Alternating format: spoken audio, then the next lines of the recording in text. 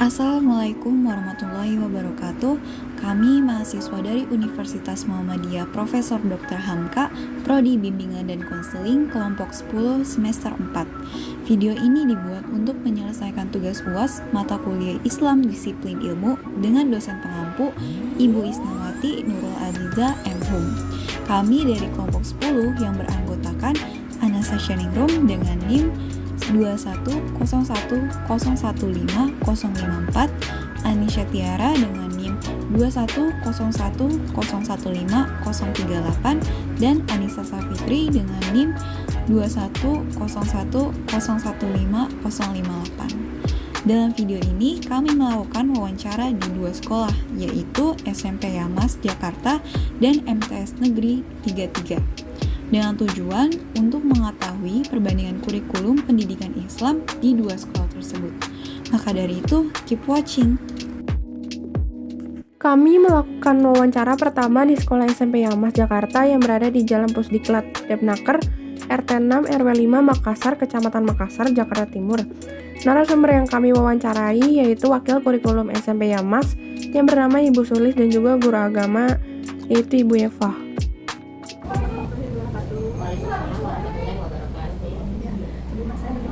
Ibu Sulis atas kesediaannya untuk ini tugas kami UAS mata kuliah Islam disiplin ilmu.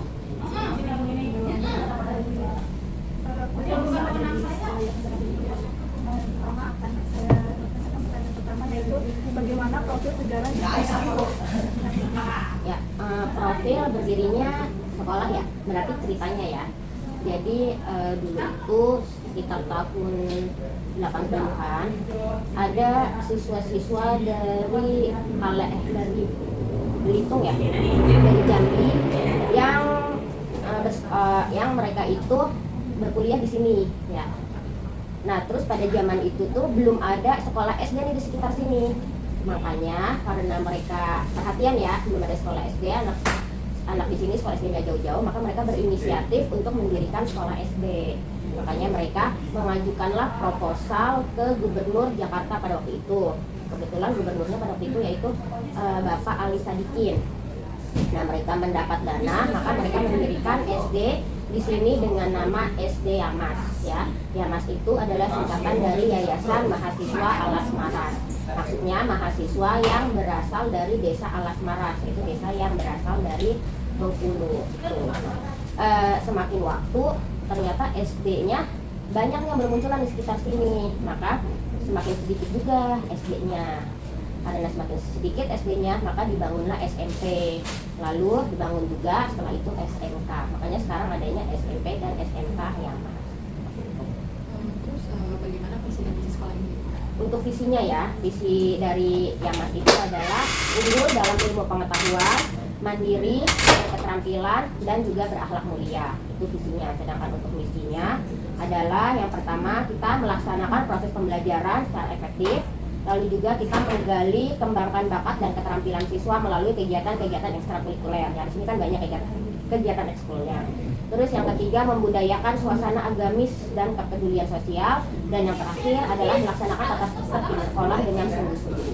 Itu visi dan misi dari SMP. Nah, Ibu, untuk tata tertibnya ini gimana? Untuk tata tertib yang ada di sekolah itu banyak peraturannya ya. Seperti bahwa anak sekolah pembelajaran itu dimulai pukul 6.30 sampai pukul 14. Berarti kan anak itu tata tertibnya 10 menit sebelum jam 6.30 itu udah harus sampai di sekolah. Gitu. Terus selain itu juga mengenai seragam sekolah. Seragam sekolah hari Senin pakainya putih biru, hari Selasa pakainya batik sama bawahannya putih, hari Rabu pramuka, hari Kamis putih biru lagi. Nah, hari Jumat adalah menggunakan busana muslim. Terus selain itu juga kita jadwal pelajarannya pun harus pasti buku yang harus mereka bawa harus sesuai dengan yang ada di jadwal pelajaran. Kita juga mengadakan yang namanya sholat duha, terus juga sholat zuhur berjamaah seperti itu. Jadi tata tertibnya itu ya siswa harus mengikuti yang ada di sekolah ini. Kalau pelanggarannya gimana, Bu? Anak-anak yang melanggar peraturan itu biasanya gimana? Kalau melanggar peraturan, biasanya yang pertama itu kita tegur dulu, ya kan? Kita tegur sekali, 2 kali, ya kan? 3 kali. Kalau misalnya ada juga yang udah 3 kali nih baru kita kasih sanksi, atau ada juga yang pelanggaran berat ya kan, mungkin seperti ada yang tawuran atau mungkin ada yang merokok, itu tentu kita akan memanggil orang tua karena itu kan butuh koordinasi dengan orang tua yang ada di rumah. Kurikulum apa yang digunakan di SMP Mas ini? Kurikulumnya ada dua ya. Untuk kelas 9 itu kurikulum 2013 atau disebut dengan K13. Untuk yang kelas 7 dan kelas 8 itu kurikulum Merdeka. Kurikulum yang sekarang ini sedang dijalankan. Kenapa berbeda? Kenapa berbeda? Karena memang sekolah ini baru menjalankan kurikulum Merdeka itu baru tahun kemarin ya. Nah, sedangkan kalau tahun kemarin itu kelas 8 dan kelas 9 itu kurikulum 2013, sedangkan kelas 7-nya kurikulum Merdeka. Jadi nggak boleh yang tadinya kurikulum 2013 terus tiba-tiba langsung kita ganti ke kurikulum kurikulum Merdeka, itu nggak boleh. Jadi harus dihabiskan dulu ya mereka sampai kelas 9 baru diganti dengan kurikulum yang baru. Bagaimana implementasi kurikulum pendidikan agama di sekolah SMP Mas ini? Kurikulum pendidikan agamanya ya? Ya, kurikulum pendidikan agama yang pertama tentu saja kita mewajibkan ada yang namanya pelajaran pendidikan agama ya. Kalau yang agamanya Islam berarti pendidikan agama Islam. Kalau yang agamanya Kristen, pendidikan agama Kristen. Ada juga yang agama Buddha, pendidikan agama Buddha. Terus juga dalam jadwal yang kami adakan jadwal pelajaran, yaitu kami mengadakan namanya sholat duha. Terus juga mengadakan sholat zuhur berjamaah. Lalu juga kita mengadakan ekskul wajib untuk siswa dan siswi itu namanya tahsin. Jadi tahsin itu wajib untuk diikuti oleh siswa dan siswi supaya mereka ketika lulus dari sini itu sudah lancar membaca Al-Quran. Ibu, apa saja sih nilai-nilai keislaman yang ditanamkan kepada siswa?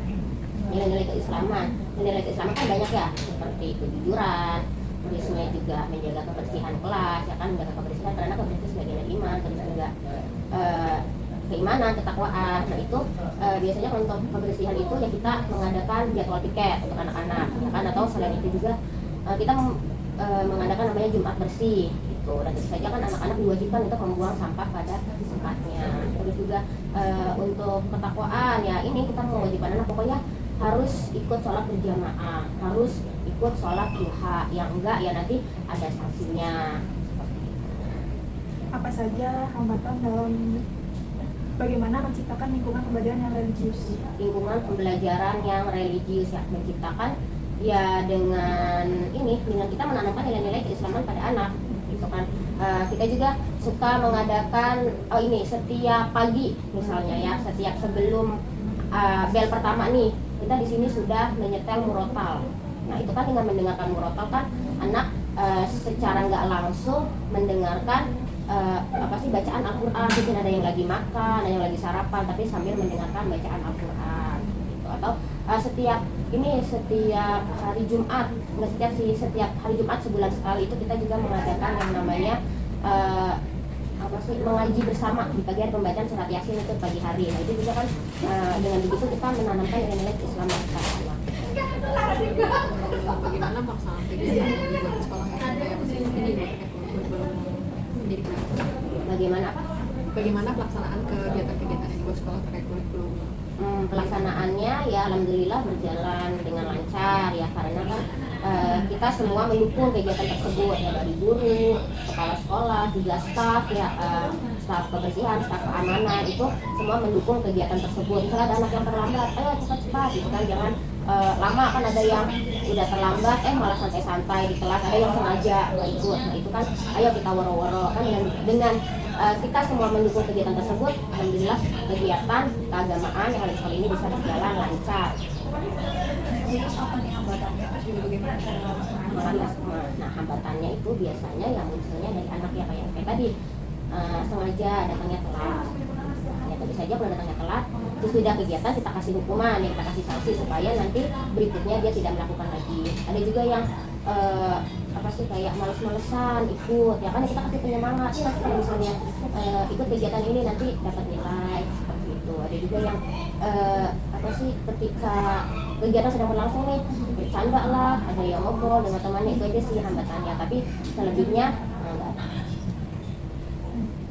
Apakah pembelajaran pendidikan agama Islam ini menjadi pembelajaran wajib di kurikulum? Ya, menjadi pembelajaran wajib. Kelas 8 ada pelajaran PAI, kelas 9 ada pelajaran PAI dan juga ada pelajaran PAK, karena ada siswa yang beragama Kristen. Ada juga yang kalau kelas 7 juga sama pelajaran PAI-nya juga. guru pendidikan agama ini biasanya juga lulusan sarjana agama? Ya, alhamdulillah untuk guru agamanya lulusan dari sarjana agama Islam. Itu biarpun sebelumnya beliau sekolahnya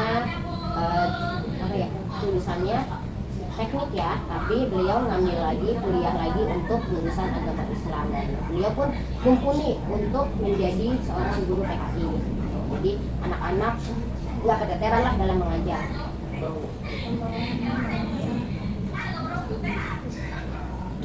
Terima kasih Bu Sida atas kesedaran untuk tugas kami. Cukup dari sekian. Assalamualaikum warahmatullahi wabarakatuh. Waalaikumsalam warahmatullahi wabarakatuh. Juga mohon maaf ya apabila ada kesalahan dan mungkin yang kurang berkenan. Masih banyak Bu. Ya, sama-sama. Ini Ibu Eva. Oh, Ibu Eva. Dipanggil Eva aja. Oke, Bu. Pertama ini ya, pertanyaannya peran serta guru terhadap pengembangan nilai-nilai keislaman terhadap siswa itu di sekolah Yamas ini gimana? Oh, kalau istilah Yamas, peran guru itu sangat penting karena anak-anak Yamas itu, khususnya anak SMP itu mereka itu masih dalam taraf kecil tidak, dewasa tidak. Ya, jadi dalam keagamaan juga seperti itu. Sebagian memang sudah mengerti kewajiban selaku muslim, tapi sebagian masih perlu dibimbing oleh gurunya. Kalau tanpa gurunya, anak-anak mungkin tadi ada yang sudah bagus, terus kurang bimbingan, bisa tidak bagus lagi, sudah pindah ya menjadi kurang bagus. Tapi kalau kita selalu membinanya, insya Allah ya bisa sesuai dengan yang kita harapkan. Jadi masih sangat penting peran guru di sini. Selanjutnya, apa tujuan dari pembelajaran pendidikan agama Islam yang telah dilaksanakan? Yang pertama tentu saja tentang ilmu agama dulu, udah pasti. Misalkan ilmu dalam membaca wajib gitu ya. Yang kedua ada ilmu tentang fikih. Setelah itu ada ilmu tentang keimanan, itu termasuk tauhid. Kemudian ada juga mengenai sejarah perkembangan muslim. Sebenarnya sih ada yang hal minimal ya harus anak-anak punya, terutama SMP. Pertama dia harus bisa membaca Al-Quran, itu hal yang minimal. Yang kedua dia harus bisa mengerjakan sholat, udah bisa ya itu harus dilengkapi. Kalau misalkan akhlak itu ya kita bimbing itu bagus ya, tapi kalau pelajaran yang wajib harus bisa baca Al-Quran, harus bisa sholat, dan yang wajib-wajib lainnya wajib itu. Terus bagaimana Ibu memilih dan mengembangkan belajar dalam pembelajaran agama Islam? Kalau sumber ilmunya kita yang pertama bisa kita ambil dari buku namanya, bisa juga dari medsos, tapi bisa juga dari pengalaman hidup. Ya. Untuk metode pembelajarannya gimana, Bu? Kan kalau dulu kan kita tuh cuma ceramah doang, cuma satu posisi. Nah kalau sekarang gimana Ibu? Kalau sekarang kita kan kebetulan pakai Merdeka ya. Kurikulum Merdeka ini lebih banyak anak yang mengeksplor. Jadi guru cuma membangkitkan keingintahuan dia, habis itu dia yang banyak praktek lah. Kalau ini itu lebih banyak praktek makin cakep ya. Misalkan anak-anak bisa baca Al-Quran nggak bisa, ayo kita tes. Dia kan malu kan nggak bisa. Dua bulan lagi nggak bisa juga gitu ya. Kalau dipraktekin ya cenderung gampang kan. Misalkan termasuk ilmu sekarang pelajaran fikih. Fikihnya apa? Sholat. Oke, atau kita memang sering-sering mempraktekkan contoh wudhu, contohnya itu ya. Nah, dia harus bisa tuh. Kalau cuma teori doang, ya pertama baca niat, itu ya. Nah, jelas kurang berhasil. Jadi kalau yang berhasil itu Ibu lihat itu adalah praktek. Iya. Apakah dalam mengajar menggunakan media pembelajaran? Iya, hampir selalu. Minimal ya. Kalau Ibu ya ada video-video juga. Nggak harus bikin. Sebenarnya sih di internet juga cukup banyak. Kita ambil aja yang sesuai gitu. Termasuk misalkan anak-anak nggak Al-Quran gitu ya. Nah kita pasti perlu ya ini fokus. Biasanya sih ya kalau Ibu ya motor Ibu pasti ada Al-Qurannya tuh. Nah, ada di Terus media pembelajaran digunakan ini diiringi dengan kecanggihan teknologi gitu? Iya dong. Ya, dan sebaiknya walaupun guru agama juga mungkin tapi ya saya mengikuti zaman lah kalau bisa maklum ini saya kan agama tidak penting pengetahuan internet, tidak penting pengetahuan komputer nggak juga ya saya kan belajar masa sekarang itu. Nah Ibu, hambatannya itu apa aja nih Bu? Baik dari siswa maupun dari guru? Kalau dari siswa sih hambatannya kalau kita di Piamas ini yang merupakan sekolah terbaik ya. Nah, banyak anak-anaknya juga dari kalangan menengah ke bawah. Entah kenapa pendidikan dari orang tua juga tidak sebagus ya anak-anak yang memang di sekolah lain itu banyak perhatian dari orang tua. Jadi pertama sebenarnya anaknya juga pastilah ya. Kemudian pada ibu ada misalkan apa tuh misalkan kan dari segi umur juga ya ya tidak sehebatnya anak muda lah gitu ya paling aja sih. Bagaimana upaya pemecahan masalah dalam pembelajaran PAI? Nah, yang pertama karena sering lah bertanya ke anak, kita tanya mana kamu apa yang kamu rasakan tentang pelajaran kita ini. Nggak usah dibilang lah ini nggak ada marah, ini memang untuk masukan aja, jadi supaya bisa apa yang pengen kamu inginkan gitu. Walaupun kadang-kadang ya namanya juga anak-anak apakah ibu bisa tuh yang idenya kalian kadang-kadang ya kelewatan kayaknya tapi nggak ada masalah namanya ide. Jadi kalau ibu sih paling enak sih tanya aja lah. Bagaimana langkah-langkah Ibu dalam membangkitkan ketertarikan peserta didik untuk pembelajaran PAI? Untuk PAI ini ya yang ibu rasakan ya semuanya itu dari praktek sih. Dan mereka senang dengan praktek, benar-benar senang. Nah, walaupun atau bisa juga dengan cara belajarnya bisa, tapi karena dia SMP ya, mereka juga apa namanya sudah nggak masalah lagi kan sampai belajar, tapi dinyanyikan pelajarannya. Tapi kalau untuk pengisi anak-anak bosan nih, kayak kita explain dulu deh. Nah itu senang tuh mereka. Jadi Ibu, apakah pembelajaran PAI ini diberikan ini diselingi dengan kehidupan sehari-hari? Contohnya ya, contoh kehidupan sehari-hari ya dong. Contoh itu identitas kedisiplinan. Jadi sehari-hari jadikan pelajaran bisa. Apa saja hal yang perlu dilakukan Ibu dalam pengembangan mutu pembelajaran PAI? Pengembangan mutu ya, masih sama ini kurikulum sih aslinya ya. Kalau ibu karena cuma guru, ya bagaimana cara menyampaikan kan itu doang kan supaya anaknya itu mengerti pelajarannya. Jadi ya tidak banyak sih teknik. Teknik yang penting dia tahu tujuan pelajarannya kan udah ketahuan tuh kali ini misalkan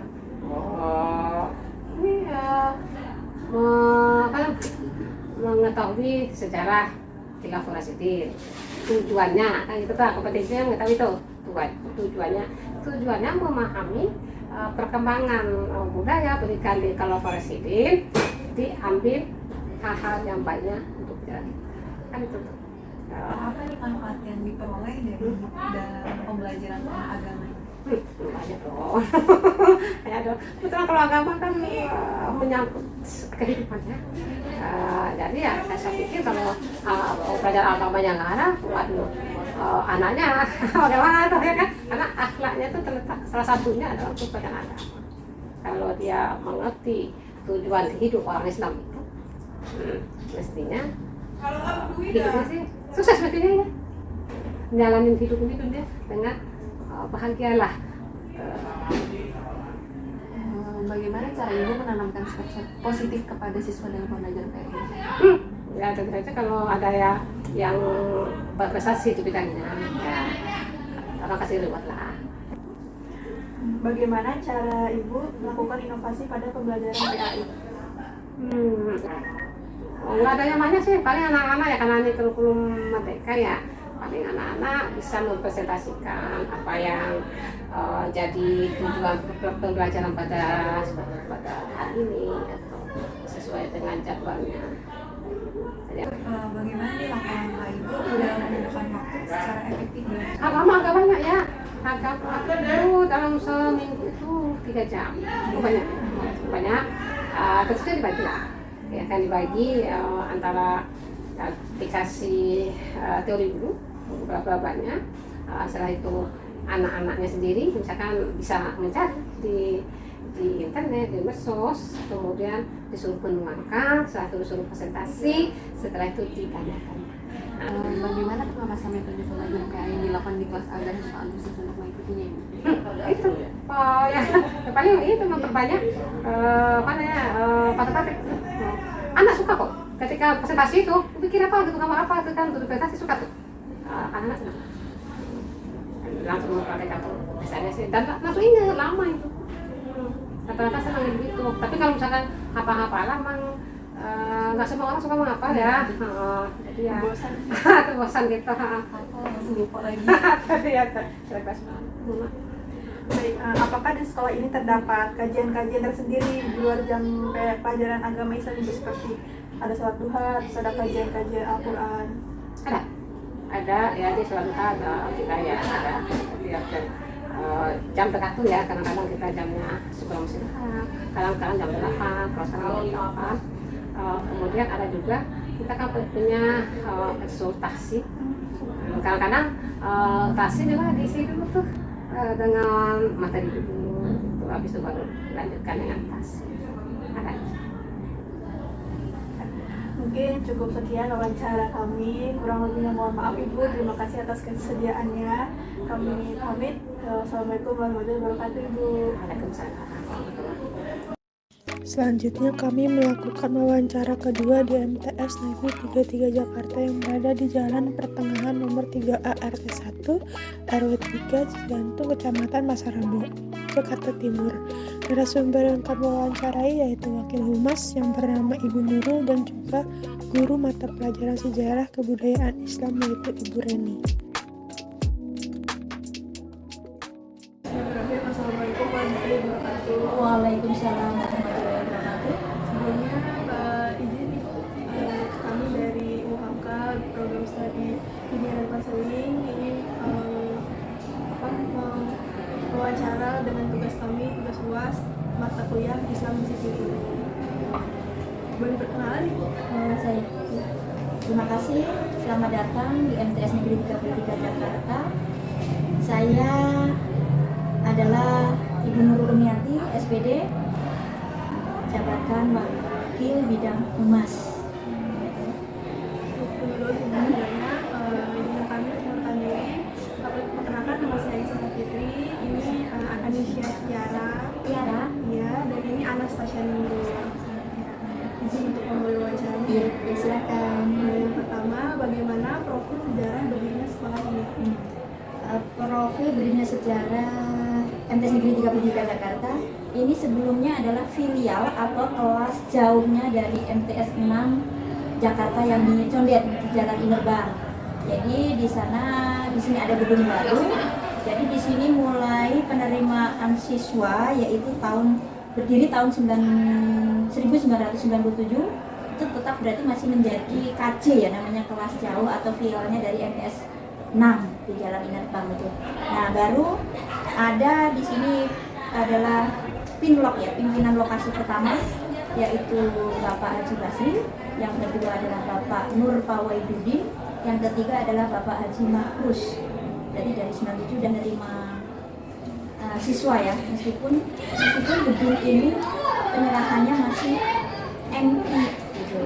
Cuma peruntukannya ternyata untuk MTS kira-kira. Nah, baru tahun 2009 itu berarti pinlok yang terakhir itu adalah Bapak Haji Makrus, sekaligus setelah itu diangkat menjadi kepala MTS Negeri 33 Jakarta, berarti yang pertama gitu. Kalau Sarah kepala madrasah ya. Baru kepala madrasah yang kedua, setelah itu Bapak Eka Samsudin SPD, yang ketiga adalah Bapak Solihin, Bapak SPD juga, almarhum beliau menjabat berapa tahun di sini, yang digantikan karena almarhum itu masih ada penggantinya atau PLT yaitu Bapak Haji Mahmud MPD. Dia sudah purna juga sekarang. Yang selanjutnya berarti kepala sekolah selanjutnya berarti di bawah Bu Nining Sumarni, Dr. Anda Haja Nining Sumarni dari MTS 21 ya, sampai pindah. Baru ada Bapak terakhir kepala madrasah di sini adalah Dr. Andes Haji Imam Sayuti MPD. Masih definitif digantikan oleh PLT yaitu wakil kurikulum yaitu Bapak Rudi Darmawan MSI. Jadi ini masih menunggu, masih definitif madrasahnya. Itu aja cukup.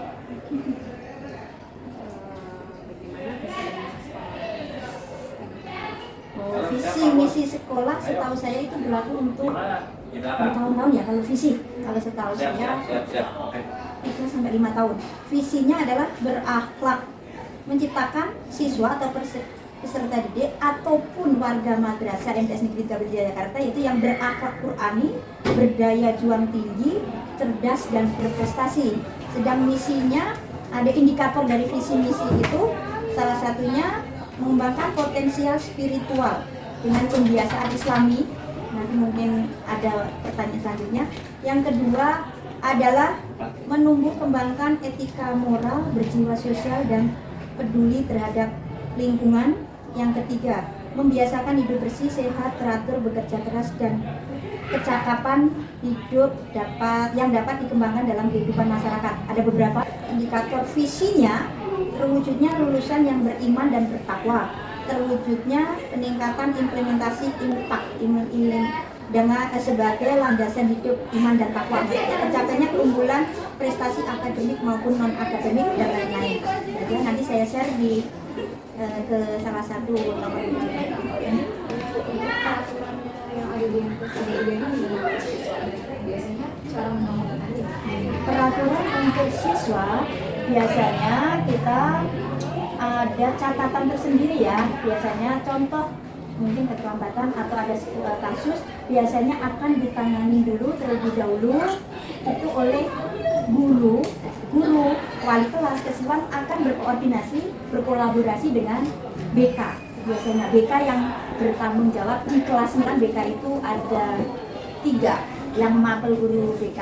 Jadi ada sendiri-sendiri dengan. Kalau selama sudah itu ya, kami selalu kombi bagaimana nih untuk mengatasi masalah itu ya kita harus berkomunikasi selalu berkolaborasi ya, jadi gitu. Kalaupun sampai titik akhirnya kalau ada masalah biasanya kesiswaan atau apa ya kita mendidik ya namanya ya, enggak ya mungkin hanya bersihkan masjid, masjid. Kalaupun sudah berat biasanya visit dulu.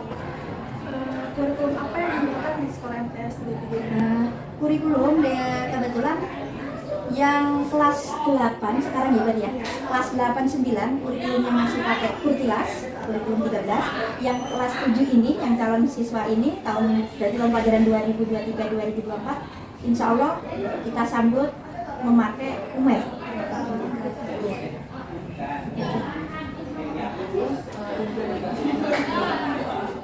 Oh, implementasinya karena kami di madrasah otomatis beda dengan yang di SMP ya. Kalau SMP hanya PAI. Kalau di sini implementasinya berarti kan agamanya dibagi 5 mapel ya. Bahasa Arab, SKI, akidah akhlak, Kurdis, fikih. Jadi jamnya pun tentu beda dengan itu. Bahasa Arab itu kurang lebih 4 jam. Yang Kurdis sama ini 2 jam. Berarti berapa? 8 sama 4, 12 jam tersendiri. Maka kalau di SMP mungkin hanya 2 jam pelajaran, kita agama di sini 12 jam.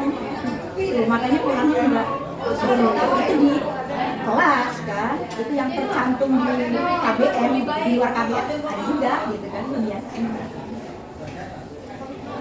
Nilai-nilai keislaman yang ditanamkan siswa itu apa sih? Nilai-nilai keislaman ya, intinya kita itu ya tadi pengennya berakhlak ya, meskipun ibaratnya cerdas mau pintar ya akhlaknya yang penting gitu kan, itu dasarnya gitu. Mau kita nggak ngejar ya boleh nilai cuma kita tanamkan akhlak. Rata-rata orang tua menitipkan di MTS ya seperti itu. Oh anak saya pengen dari SD belum ngajar ngajinya, pengen ngajinya, oh sholatnya udah tertib biar disiplin gitu. Rata-rata orang tua gitu. bagaimana menciptakan lingkungan pembelajaran religius ya. Biasanya kalau kita pagi-pagi kan jam 6:30 ada kebiasaan 6:30. Kalau Senin berpacara, Selasa langsung masuk jam, Rabu itu literasi, Kamis itu duha dan tadarus, Jumat adalah tahlil yasin atau senam. Biasanya sudah masuk jam 6:30. Tetapi satu kita menciptakan dari speaker itu kita menyalakan sambil nunggu itu. Dan tadarus kan juga bisa tuh. Ada juga kalau memang kondisinya waktu kemarin pandemi ya tadarusnya di kelas, speakernya pun ini ada salah satu siswa yang memandu. Kalau Yasin nanti ada guru, biasanya yang memandu dari sini. Hambatan dalam menciptakan lingkungan pembelajaran. Hambatannya ya, kalau di sini ya mohon maaf dengan jujur ya, untuk menciptakan religius ini kadang kendalanya satu, input siswa itu rata-rata dari SD ya rata-rata. Nah itu kendala satu di pasti untuk mengkondisikan di sini agak sulit ya, kecuali anak yang sudah dari MIN atau SDIT bahkan pesantren itu ya akan terbiasa. Kalau untuk mengubah dari SD ke ini ya kita itu tantangan juga ya, hambatan juga tantangan bagi kita gitu kan. Kegiatan-kegiatan yang dibuat Di sekolah itu. Nah kita nanti setelah itu ada yang namanya psikotes untuk mengetahui bakat minat juga ada itu. Nanti dilanjut juga dengan general dan placement test itu untuk memetakan anak dari kelas yang baru kita psikotes itu rata-rata. SPD ada yang bahasa SPD ada yang berlanjut.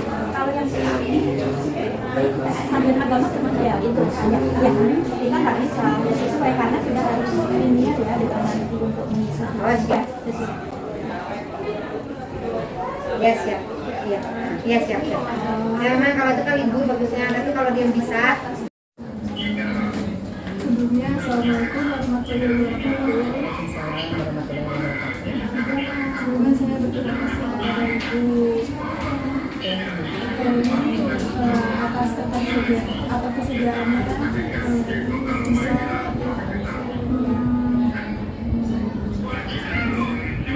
bersedia untuk kami wawancara atas tugas puasa kami yaitu Islam Sipil. Kami ada beberapa persoalan boleh dimulai dari atas. Tentunya Aisyah Tiara dan saya Aisyah Sipil. Ibu ya, bagaimana nih peran guru terhadap pengembangan nilai-nilai keislaman terhadap siswa di MTS 33 ini? Kalau di sini kan MTS kan sudah pasti basicnya agama ya, namanya juga MTS Madrasah Sanawiyah. Nah di sini kan Madrasah Sanawiyah Negeri 33 sudah pasti basicnya agama. Jadi kalau untuk apa tadi tuh pengembangan ya, Pengembangan nilai-nilai agamanya di sini pasti lebih luas lagi gitu kan, karena itu tadi mapel-mapel yang terkait dengan agama sudah pasti dipisahkan dari sekolah umum ya. Kalau sekolah umum kan hanya PAI, pendidikan agama Islam mencakup semua. Tapi kalau di sini tuh memang terpisah-pisah. Kayak Al-Quran hadis sendiri, terus akidah anak sendiri. Jadi memang sejarah Islam sendiri gitu kan. Jadi pengembangannya pasti lebih luas dibandingkan dari sekolah yang umum kayak gitu. Karena memang tadi basicnya memang agama gitu, sekolah agama. Sebelumnya saya ingin bertanya tujuan dari pembelajaran PAI yang telah dilaksanakan ini tuh itu apa ya? Tujuan pembelajarannya? Tujuan pembelajarannya untuk agama ya udah pasti tujuan pembelajarannya agar siswa bisa lebih berkembang ya, kemudian agar siswa juga bisa lebih mendapatkan nilai-nilai keagamaan gitu kan, yang tadinya misalnya kurang gitu kan, masuk ke sini mungkin bisa lebih berkembang, bisa lebih banyak menyerap tentang ilmu agama gitu. Jadi seperti itu. Jadi itu tujuan pembelajarannya untuk ke siswa ya gitu. Baik, selanjutnya bagaimana Bapak atau Ibu memilih dan mengembangkan sumber belajar dalam pembelajaran PAI selama ini? Memilih sumber belajar sebenarnya. Kalau kita memang media udah pasti dari kalau kurikulum kan memang sudah pasti dari buku ya, buku-buku paket gitu kan. Atau mungkin kita juga bisa menggali dari di luar itu, misalnya referensinya banyak, apalagi zaman sekarang kan banyak media ya. Jadi kita bisa menggunakan media yang udah pasti ya internet gitu kan. Anak bisa belajar mandiri gitu kan, mengenai tentang agama-agama, tentang keagamaan, misalnya ilmu agama, kemudian nanti baru kita jelaskan ke siswa gitu kan. Udah pasti berarti sumber belajarnya selain dari buku, kemudian bisa juga dari media lain seperti internet, seperti itu. Itu sumber belajarnya yang kita dapatkan. Nah, untuk metode pembelajarannya apakah kan kalau dulu kan biasanya ceramah terus ya. Ceramah ya. Kalau sekarang bagaimana Ibu? Nah, kalau sekarang kan memang lebih berkembang ya. Kalau dulu kan memang guru ceramah, jadi hanya siswa mendengarkan langsung dari guru, dari satu sumber gitu kan. Kalau sekarang metodenya memang lebih bervariasi gitu kan. Metode-metode belajar sekarang kan bisa juga dengan bermain peran gitu kan, atau mungkin metode apalagi ya yang banyak juga dipakai itu selain kolaborasi antara ceramah dengan metode yang lain, misalnya metode diskusi juga bisa bermain peran. Jadi siswa bermain peran, dia memerankan apa nih yang sedang kita ajarkan, materi apa yang kita ajarkan biar sesuai dengan materi tersebut. Atau mungkin tadi diskusi juga seperti itu. Jadi memang yang lebih banyak sekarang selain ceramah gitu kan, kita kolaborasi. Jadi dengan diskusi atau mungkin dengan metode tadi bermain peran dan sebagainya kayak gitu. Terus apakah dalam mengajar PAI ini menggunakan media pembelajaran?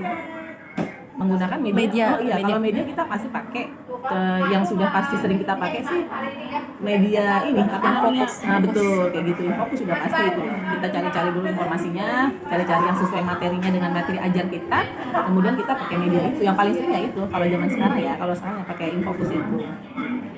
Apa saja media pembelajaran yang digunakan diiringi dengan kecanggihan teknologi? Metode pembelajaran, metode media.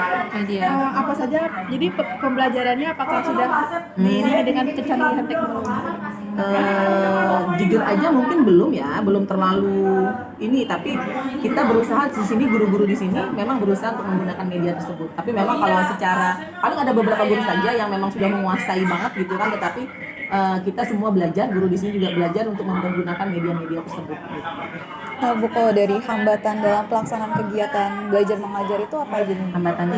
Hambatannya kalau udah pasti dari siswa ya. Kalau dari siswa nih hambatannya mungkin siswa mengalami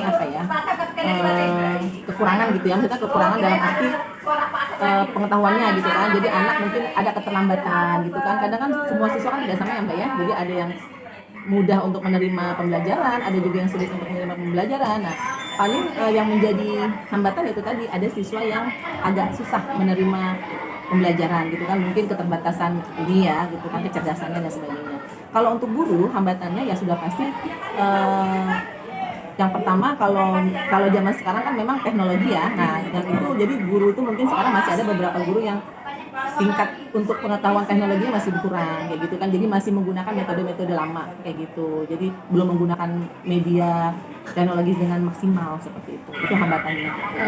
Terus upaya pemecahan masalah dalam pembelajaran PAI ini? Nah, upayanya kita kalau untuk siswa sudah pasti kalau dia misalnya kurang gitu kan, kita ada media, kita ada pengayakan gitu kan, jadi siswa kita kumpulkan mana yang kurang, mana yang itu, jadi kita nanti ada pengayakan lagi, kemudian ada media lagi. Kalau untuk guru sih biasanya kita lebih pelatihan seperti itu. Jadi kita sering mengadakan pelatihan atau mungkin guru bisa mengikuti pelatihan mandiri. Kan sekarang banyak ya pelatihan mandiri dari luar ya. Jadi disebarkan lewat media gitu kan, kita bisa ikut secara mandiri seperti itu. Jadi ikut pelatihan untuk menunjang kita sebagai guru di sekolah kayak gitu.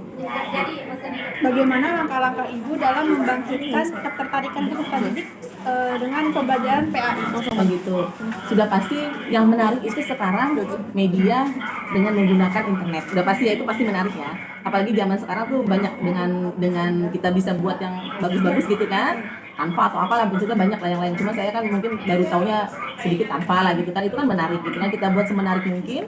Kita ambil informasinya dari internet kan, ada video, ada apa gitu kan. Kemudian kita kolaborasi dengan dengan kontekstual yang sekarang terjadi ini apa. Nah, itu cukup menarik kalau menurut saya. Jadi siswa lebih tertarik kalau hal-hal seperti itu.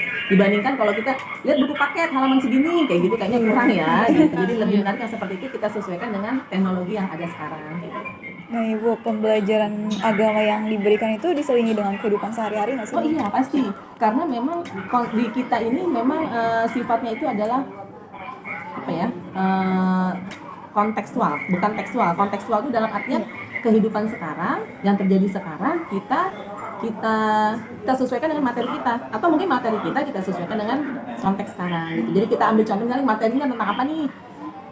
Yang sekarang terjadi apa? Nah, kita hubungkan gitu loh. Jadi biar anak juga lebih menarik. Jadi seperti diskusi bisa jadi kayak gitu. Terus apa saja hal yang perlu dilakukan Bapak atau Ibu dalam pengembangan mutu pembelajaran PAI? Kenapa? Coba ulang, Mbak. Apa saja hal yang perlu dilakukan Bapak atau Ibu dalam pengembangan mutu pembelajaran PAI? Pengembangan sudah pasti yang pertama kita ada kegiatan MGMP ya, MGP, Musyawarah Guru Mata Pelajaran. Nah, itu memang Kalau di kita itu biasanya rutin sebulan sekali. Jadi guru-guru PAI, kalau di sini kan sebutannya bukan guru PAI ya, karena kan MTS ya. Jadi misalnya saya nih ngajar SKI, Sejarah Kebudayaan Islam, nah itu ada MGMP-nya. Nah dalam MGMP itu nanti kita bisa sharing, kita bisa dapat ilmu baru di situ. Nah jadi yang paling itu ya tadi itu MGMP itu. Jadi organisasi MGMP itu kita berkumpul dari beberapa sekolah. Kemudian kita di situ sharing, kita di situ bertukar ilmu gitu kan, baik dalam hal pembuatan soal, dalam hal materi pembelajaran, dalam hal media pembelajaran, metode pembelajaran dan sebagainya, kita bisa sharing di MGMP tersebut, di organisasi itu. Gitu. Apa saja manfaat yang diperoleh dalam pembelajaran PAI? Manfaatnya sudah pasti, kalau PAI kan agama, berarti kalau manfaat yang didapatkan untuk siswa gitu kan ya sudah pasti ilmu agama mereka bertambah gitu kan, kemudian nilai-nilai keagamaan mereka pun bertambah, baik dalam hal kehidupan sehari-hari gitu kan, baik maupun di rumah ataupun di sekolah, sudah pasti seperti itu manfaat yang mereka dapatkan gitu. Bu, kan anak-anak zaman sekarang ya namanya udah tercemar sama internet, terus juga pergaulan bebas. Nah itu gimana Bu cara menanamkan sikap positif pada siswa dalam pembelajaran? Nah kalau itu kan sebenarnya tugas semua guru ya, tugas semua guru dalam hal bidang pelajaran apa saja gitu kan. Jadi bukan cuma PAI, bukan cuma agama. Yang kita tekankan kepada siswa adalah kita tidak bisa menghindarkan mereka untuk tidak main internet ya, nggak mungkin lah, zaman sekarang nggak mungkin. Tapi kita arahkan mereka agar mereka tahu nih mana yang baik, mana yang enggak, seperti itu ke mereka. Jadi mereka nanti sudah bisa tertanam, sudah mempunyai kesadaran diri, oh ini nggak baik nih, ini yang baik. Jadi mereka sudah bisa menyaring sendiri. Karena kita juga nggak bisa tadi itu melarang mereka tuh nggak mungkin. Ya kita melihat mereka 24 jam pun tidak mungkin, nggak mungkin ya, di rumah pun orang tua juga nggak mungkin. Apalagi guru yang cuma setengah hari di sekolah ya, maksudnya seharian lah di sekolah malam kan nggak mungkin, sore nggak mungkin. Jadi kita tanamkan kepada mereka bahwa mana yang baik, mana yang buruk. Mereka sudah bisa mulai berpikir dan mereka sudah mulai mempunyai kesadaran untuk memilih dan memilah mana yang baik, mana yang enggak. Seperti itu. Bagaimana cara Bapak atau Ibu melakukan inovasi pada pembelajaran PAI? Inovasinya ya itu tadi ya, yang tadi saya sebutkan, tadi yang saya sebutkan itu ya, inovasinya dengan cara inovasi itu pasti mengembangkan ilmu ya. Jadi kan tadi mengikuti pelatihan-pelatihan udah pasti, baik itu yang pelatihan dilaksanakan oleh sekolah maupun pelatihan yang dari luar, itu banyak sekali pelatihan. Terus yang kedua itu tadi organisasi yang sudah kita laksanakan dari dulu sampai sekarang itu MGMP seperti itu. Jadi ada dua lah yang kita tekankan di sini seperti itu, untuk pelatihan atau mengikuti MGMP. Bagaimana langkah-langkah Bapak atau Ibu dalam menggunakan waktu secara efektif dalam pembelajaran PAI? Waktu melaksanakan waktunya secara efektif ya. Ya kita sudah pasti kalau waktu efektif memang sesuai dengan jadwal yang sudah diberikan oleh kurikulum ya. Jadi kita dikasih waktu nih, kalau untuk ini kan mungkin 40 menit gitu kan, 40 menit kalau tingkat SMP ya atau MTS, berarti kita maksimalkan waktu itu sebaik mungkin. Yang pertama kita menggunakan apa sih namanya, rencana pelaksanaan pembelajaran ya, RPP ya. RPP juga pasti, karena dengan adanya RPP kita bisa tahu nih waktu-waktunya, misalnya 10 menit pertama pembukaan, misalnya 10 menit yang selanjutnya apa sampai penutup. Jadi dengan menggunakan itu tadi rencana pelaksanaan pembelajaran, nah itu insya Allah waktu yang kita ajarkan kepada anak itu lebih efektif kayak gitu. Nah Ibu, untuk kebiasaan di MTS ini kan pasti ada kayak sholat duha, Ya, betul. Kalau di sini lebih tertib ya, lebih terlaksana dengan baik karena memang apa ya, kita jadwalkan. Kalau mungkin di sekolahnya juga ada ya, sekolahnya juga ada. Tapi kalau di sini memang kalau saya lihat kegiatan kebiasaan duha, kalau di sini ada kebiasaan duha, kebiasaan tadarus dan kebiasaan yasin. Kalau di sini ada 3 kebiasaan. Nah itu kalau saya lihat di sekolah kita ini memang sudah tertib berjalan dengan baik. Jadi pada saat duha itu semua anak sholat duha langsung gitu. Anak yang tidak sholat kita kumpulkan di satu tempat khusus. Yang tidak sholat itu namanya perempuan ya berarti ya. Jadi nggak ada tuh sholat duha gitu kan. Anak-anak ada sholat, ada enggak tuh nggak ada. Kalau di sini tertib semua. Dari kita kan pelaksanaannya pagi ya, pagi hari. Jadi tertib semua. Jadi untuk pelaksanaan kebiasaan sih insya Allah sudah bagus kalau di sini. Sudah cukup. Ada lagi untuk pertanyaan berikutnya. Sudah ya, cukup ya untuk saya ya. Oke, ya udah. Sama-sama makasih ya Mbak. Sama-sama saya juga ya.